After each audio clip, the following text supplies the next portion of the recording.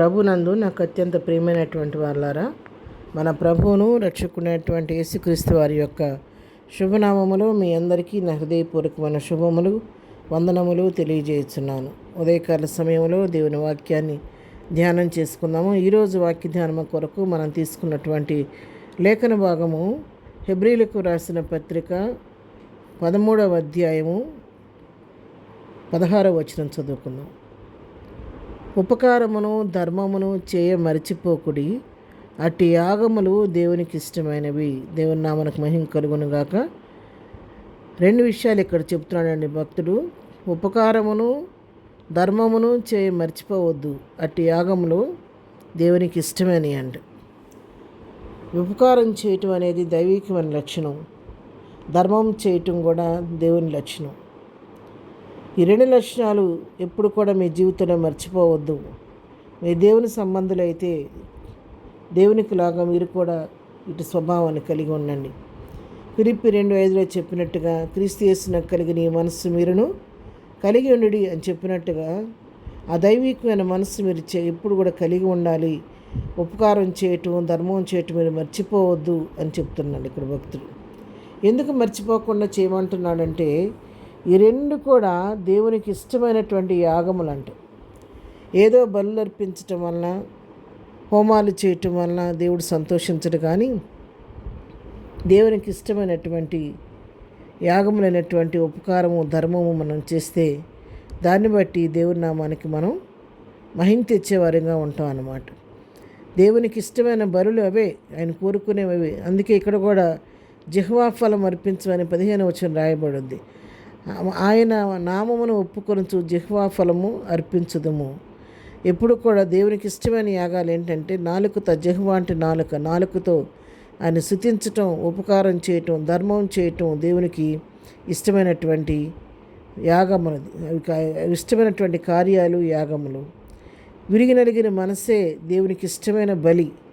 మరి ఈ లోక బలులు ఆయన కోరటం లేదు, కానీ ఆయన మనలో రావాల్సిన మార్పును గురించి విషయాలు మాట్లాడుతున్నాడు. దేవుడు కోరుకునే బలి ఏంటంటే విరిగి నలిగిన హృదయం కలిగి ఉంటే అది దేవునికి ఇష్టమైన బలి. ఉపకారం ధర్మం చేయటం దేవునికి ఇష్టమైన యాగాలంట ఇక్కడ వాక్యం సెలవిస్తుంది.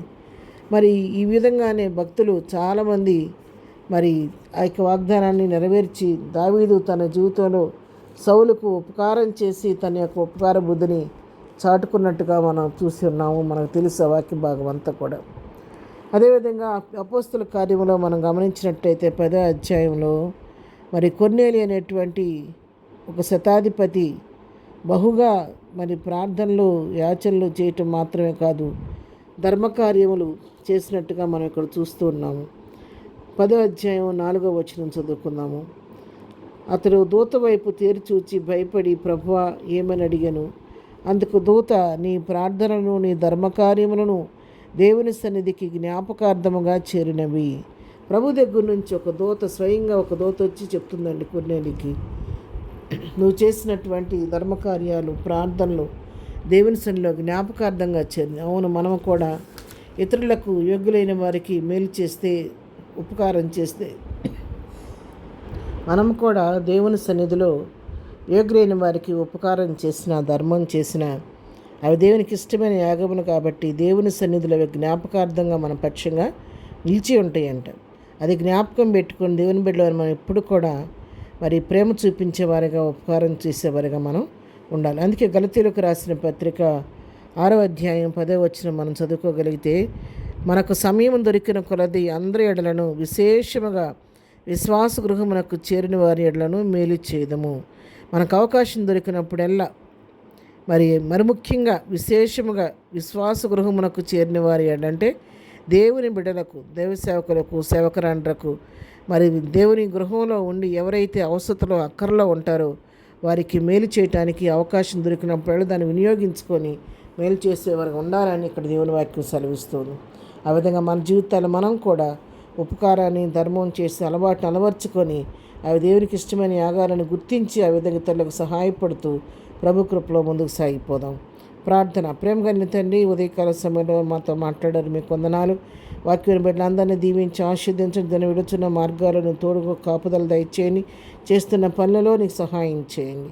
బర్త్డే మ్యారేజ్ జరుపుకుంటున్న బిడ్డలకు కావాల్సిన ఆశీర్వాదం దీవెన దయచేయండి. ఎగ్జామ్స్ రాస్తున్న బిడ్డలందరికీ నీ జ్ఞానం ఇచ్చి మంచి విజయం బిడ్డలకు దయచేయండి. బలహీనలు ముట్టండి, స్వస్థపరచండి నాయన.